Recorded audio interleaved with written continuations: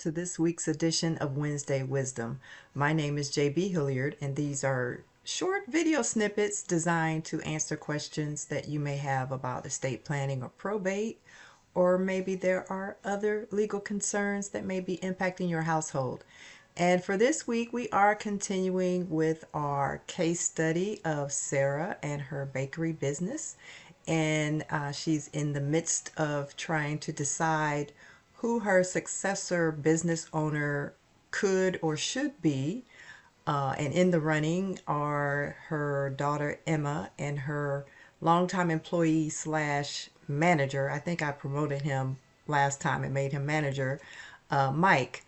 And so while she's still trying to decide that part of the process, she also knows at this point that she needs to really get her financials and her business operations kind of in order in a documented fashion for a much in order to have a much smoother transition for that next successor owner, whoever it is. And so Sarah realizes that she needs to meet with her accountant and her attorney to get her financials in order. Now, if you are a business owner, you may not have a dedicated accountant or a dedicated attorney for your business, and that's okay. It just means that you have to do this part, this work. And so that's really just a matter of, in Sarah's case particularly, a matter of reviewing tax returns and making sure tax returns are up to date and in her filings. But reviewing all that, reviewing all of her debts, and then kind of ensuring that employee records are up to date and intact, reviewing all of her vendor contracts and contacts, and those sorts of things. Really looking at the operational side hand in hand with the financial side. And as I mentioned, you don't necessarily need a dedicated accountant or an attorney to do this. If you have those professional services ready and available, that is all the better. But if you don't, this is just a step that you have to take as the business owner. Now, even if you don't have a business, I say it's important to have your household affairs in order, your household financials in order, because that person coming in after you, your executor or a family member who's having to kind of piece together the story to figure out what needs to be done after you pass away, or even if you don't pass away, if you become incapacitated and can't handle those things yourself, you need someone to be able to pick up the baton and run with it.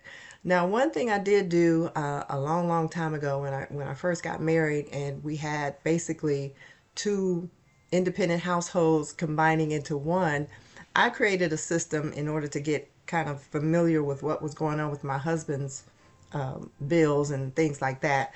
So I created a bills book, binder, log, if you will, with the individual sheets for each creditor or vendor or utility bill, each bill with the name, account number, contact information, billing information, and then month to month how much was due, how much was paid, method of payment, and all of that.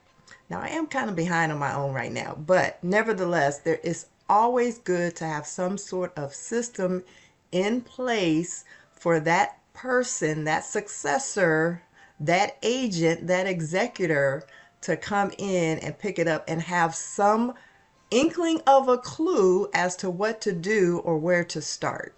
So whether you're a business owner or not, whether you have your own accountant or not, whether you have your own attorney or not, this is something you all can do if you're not doing it already to get your affairs in order, get things documented, and have it in a place where someone can find it. So again, you have those meetings, those discussions with your person, your fiduciary people, and then keep it up to date so that when they pick it up, they know certain things that can be done right away. Like if you pass away, certainly your household, and particularly if you live alone, you don't need to keep paying that cable bill.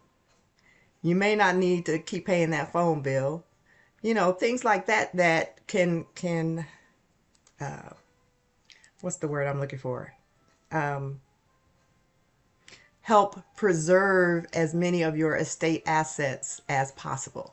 In other words, to not have to spend money that doesn't need to be spent once you're gone.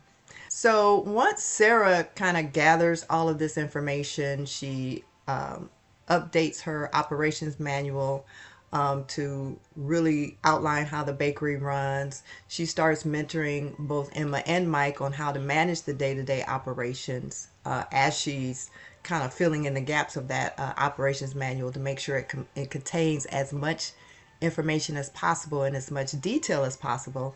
And then she also talks about the inventory, customer service, the importance of maintaining those long-term customer relationships and vendor relationships and those types of things. So the goal here is really just to emphasize the importance of getting the business in good shape financially and operationally, and documenting those processes so the transition is smooth for whomever the successor may be. So with that said, as always, I thank you for watching, and we'll see you next time.